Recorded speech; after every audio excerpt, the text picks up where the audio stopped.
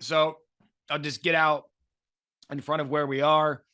Paul Feinbaum, as we always do on the Sunday morning recap, we get into Tennessee, we get into Georgia, we get into the scuffle with Michigan and Michigan State. So after you watch Sunday Bloody Sunday, if you want to get in on that conversation, you can find us here on the ESPN College Football YouTube channel. What we did not discuss, Ohio State, Penn State, Buckeyes win 44-31.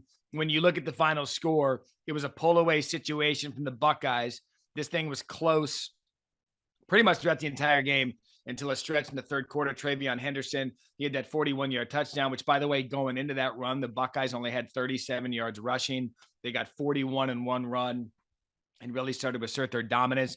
JTT, the Ohio State defensive player, Tuimoloau is his name. JT Tuimoloau had an absolute spectacular performance. He had a pick six. He deflected passes. He had sacks, tackles for loss.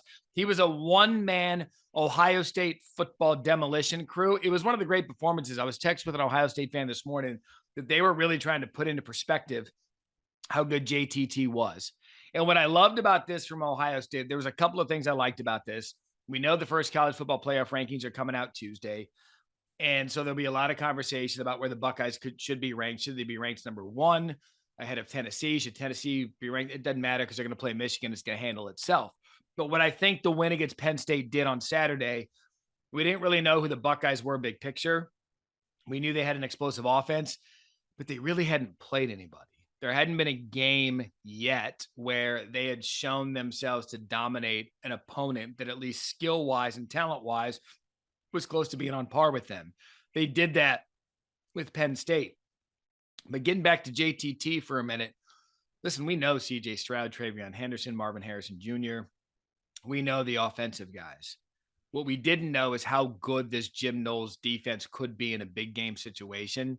We saw it yesterday. I know they gave up 31 points, and I know there was some poor tackling that led to the Parker Washington touchdown to get Penn State on the board.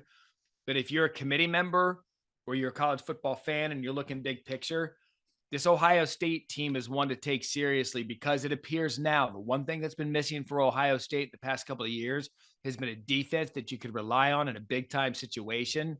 With that historic performance yesterday with JTT and the rest of that defense, I would tell you this. If you look at complete team now, you could argue, because I still think Tennessee has a little bit of a deficiency on defense. We'll find out more about them with the points they gave up against Alabama. We'll find out more about them against Georgia.